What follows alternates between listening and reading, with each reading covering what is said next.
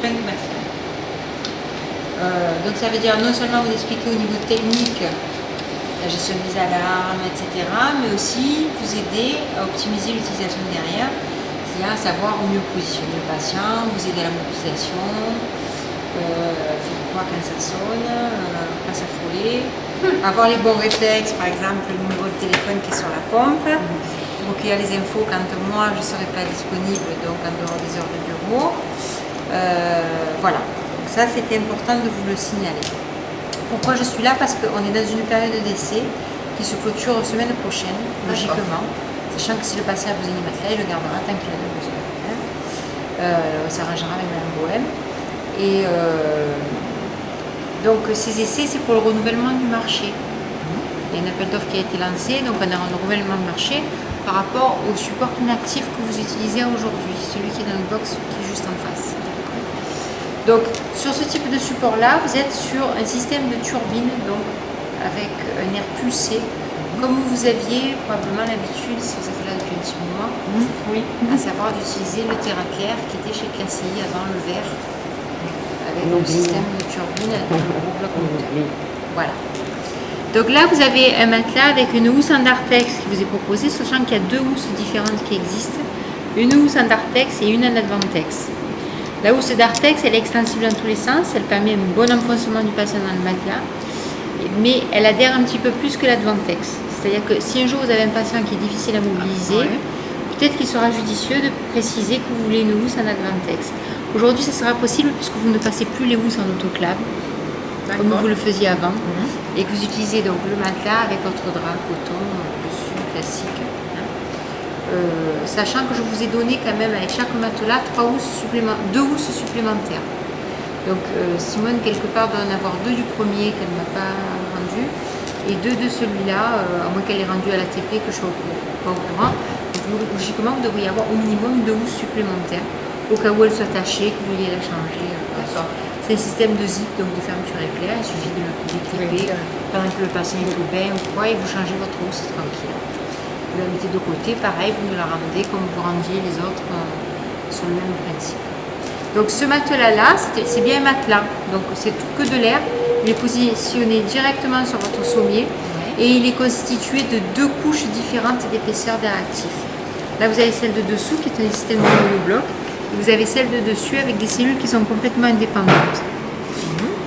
Comment elles sont faites? Elles sont faites en 3 zones différentes. Vous avez ici les zones, donc la zone occipitale, sacré, torse et talon. Sur les cellules talons, vous avez la possibilité sur le côté de faire des systèmes de décharge.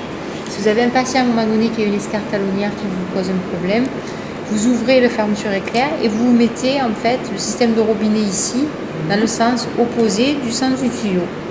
Ce qui fait que ça va dégonfler la cellule et vous allez avoir votre cellule et votre zone donc qui est sur le talon qui sera en décharge complète. D'accord. Évitez d'en décharger deux à côté. Gardez le principe de mode de pulsation pulsatile de fonctionnement qui va vous permettre d'avoir des changements de pression et qui va augmenter le flux sanguin et éviter l'ischémie. Parce que nous, on est là sur le principe de soulager la pression au maximum et d'éviter les escarres. C'est l'objectif majeur du support. Donc vous êtes sur un matériel qui a 17 cellules en longueur et qui va porter des patients jusqu'à 140 kg. Ah oui, donc bien. Je pense que ça couvre la majorité des patients. Après, il faut passer sur du matériel pour obèses, avec des lits pour obèses, etc. qui vont avec. Quoi vous dire d'autre par rapport à la plaquette? Là, vous avez donc les deux fameuses housses dont je vous parlais tout à l'heure. Là, on vous présente la zone de décharge talonnière. Et ici, on vous présente la poignée qui va vous servir pour le dégonflage rapide en cas de massage cardiaque externe, ce que nous appelons le CPR. Il suffit tout simplement d'appuyer sur la poignée rouge ici et de déconnecter à l'horizontale la poignée, c'est-à-dire de séparer la pompe du tuyau. Et automatiquement, vous allez entendre chut, et la zone donc torse va se dégonfler dans les 10 secondes suivant le poids du patient qu'il y a dessus. Pour le remettre, attention de bien glisser la partie rouge à l'intérieur de la partie noire. Parce que si vous la passez par-dessus, vous n'arriverez pas à cliquer la poignée. Vous allez avoir une micro-fuite et le matelas ne va pas gonfler correctement. Donc si à un moment donné, vous voyez que le matelas ne gonfle pas après l'avoir mis, c'est probablement parce que cette connexion-là n'est pas bien connectée. Donc vous la déconnectez et vous la reconnectez. Ok. Après ça, vous appuyez sur le bouton Power ici, le bouton Marche. Oui. Le bouton Marche qui est le premier ici en haut, qui va engendrer un éclairage vert que vous voyez là, hein, comme quoi la pompe est en marche. Automatiquement, quand vous la mettez en marche, elle va se mettre ici au milieu, vous voyez, D'accord. et ici au milieu. D'accord. Alors le milieu c'est quoi? Le milieu c'est la référence poids patient. Donc d'office elle va se régler à 5 et sur le devant de la pompe ici, je vous ai collé un adhésif qui vous dit que si votre patient il fait tant de poids, vous le réglez à 1, à 2, à 3. C'est par tranche de 10 kg de toute manière. Donc d'office il va se mettre en gros à 50-60 kg et si votre patient fait plus ou moins, vous allez pouvoir avec les deux curseurs qui sont ici, monter ou descendre suivant le besoin de votre patient. Ok. Au bout de quelques minutes, quand vous aurez fait ce choix-là, ça va s'auto-verrouiller. C'est-à-dire que ça évite, s'il y a une visite, s'il y a un nettoyage de la pompe ou quoi, ben, qu'on vienne modifier le réglage du soignant qui a été mis à l'initiative au départ. Si vous voulez, vous, par contre, le modifier pour X raison, Ouais. il vous suffit de rappuyer sur les deux en même temps, D'accord. une fraction de seconde, et après vous pouvez remonter ou redescendre comme vous le voulez. Donc le déverrouillage, c'est j'appuie sur les deux flèches en haut en bas en même temps, en simultané. Alors ça c'est pour le réglage du poids. Après ici sur le côté à droite, vous avez 3 modes thérapeutiques différents. Vous avez d'office, il se met au milieu, comme je vous ai dit là, il se met d'office au milieu. Au milieu, vous êtes en basse pression continue. C'est ce que vous aviez avec le TerraCare. Oui.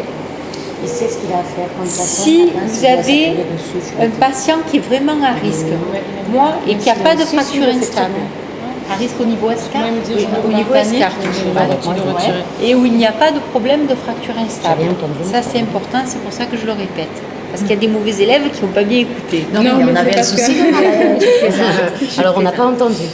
Donc voilà, ici, si vous avez le patient qui est très à risque et que vous vouliez vraiment bénéficier de optimiser, si vous voulez, la prise en charge de prévention au niveau de l'escarpe, je vous conseille de le mettre en mode pulsatile.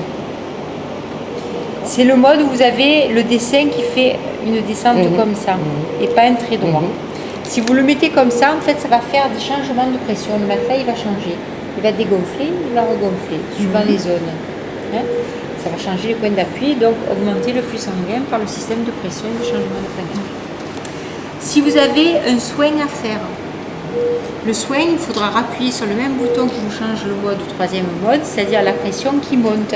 Vous avez un dessin comme ça, où Oui, on vous montre comme la quand pression. on change on les tourne et tout ça, ça les met en Voilà, pression pour maximum. tout ce qui est mobilisation de patients, quoi. pour les soins, etc. C'est le premier, hein, C'est le schéma. premier schéma. Ça monte vers le haut. On fait un trait qui monte vers le haut. Quand vous appuyez là-dessus, le curseur ici va monter direct à 8 et vous allez entendre la pompe qui va... D'un coup, elle va gonfler. Hein. Et elle va se stabiliser ici pendant environ 10 minutes, on va dire. Au bout de 10 minutes, d'office, elle reviendra au mode initial. Pourquoi? Parce que c'est un mode de surgonflage et que donc c'est pas un choix thérapeutique Modèle. et il faut qu'il y ait une sécurité, donc ça revient d'office au mode initial. Mais pour vous, au niveau des soins des brûlés, c'est un inconvénient parce que les soins des pansements brûlés sont forcément plus longs que 10 minutes. On le sait, mais malheureusement, on n'est pas en mesure de le modifier. Donc ça veut dire soit un dégantage, soit une personne à côté qui relance, soit la compresse. Oui. La petite compresse qui va bien. Voilà. De toute façon, on se dégante souvent quand on est amené à faire les pansements. Si on fait une erreur, on enlève Mais le il faut gant. quand même le savoir, c'est Voilà. peut-être handicapant 10 pour minutes vous, seulement, mais hein, c'est ça, hein, malheureusement, vous avez oui, 10 10 minutes. Voilà. Donc ça, c'est au niveau des fonctionnalités. Voir d'autres trucs. S'il y a une alarme qui se met à sonner, vous allez avoir une alarme ici basse pression ou coupure secteur.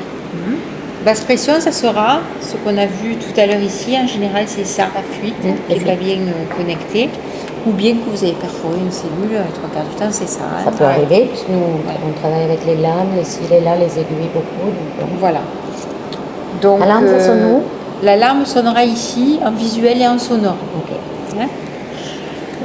Voilà, au niveau des fonctionnalités. Ce que je vous conseille, sur ce type de matériel, il faut éviter tout ce qui est cale de décharge, sauf cas particulier. Et dans la majorité des cas patients, il faut éviter la cale de décharge. Alors, je ne vous parle pas de la cale de positionnement. Faites bien la différence entre la cale de décharge et la cale de positionnement. Le positionnement, C'est un objectif de soin